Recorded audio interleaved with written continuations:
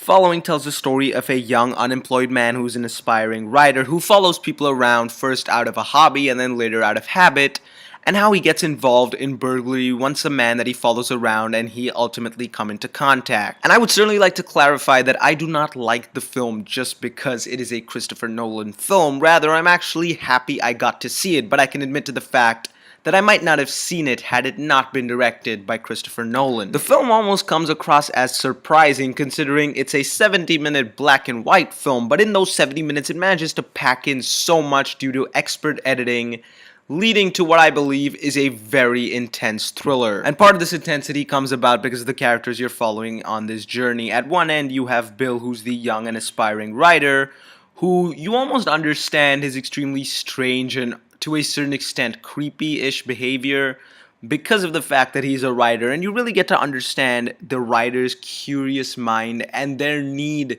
to almost know things and how inquisitive they really are. And on the other extent you have Cobb, who is an expert at burglary, of course, and what he does in general, and he's really smart and slick, and he manages to inspire Bill in certain ways, and their dynamic really works well considering how Cobb manages to make Bill change his entire persona. And the film provides a deep insight into the general functioning of human beings and the way they genuinely live their lives. When Cobb and Bill break into people's houses, they talk about the box and how people keep the most personal things in such a box. And you have Bill, who is more scared to a certain extent, whereas you have Cobb, who has a far more disruptive way of entering people's lives. And this is an extremely well presented and interesting and definitely thought-provoking topic. Furthermore, of how people would ask someone what a burglar stole from their house had they been burgled.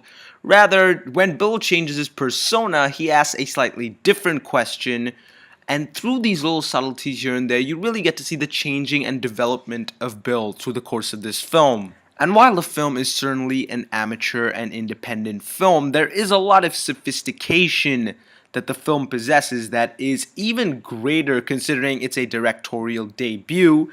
And I have to say that the film really takes itself seriously, is absolutely consistent in tone, and the structure that it manages to present extremely well is not at all a linear narrative structure, but rather it presents the events in a jumbled up manner, not so convoluted, but enough to make it interesting and enough to reveal the plot in this back and forth manner that was extremely well presented. To be entirely honest, I was absolutely floored by Following, not just because it is a Christopher Nolan film, but because it is a genuinely great film for all the reasons I just mentioned. Following is a film I would recommend. It's just going to take 70 minutes of your time, but you're going to be invested in it and in the story for a far longer amount of time because you're going to be thinking about it once it has been complete. I'm going to give Following a triple yes.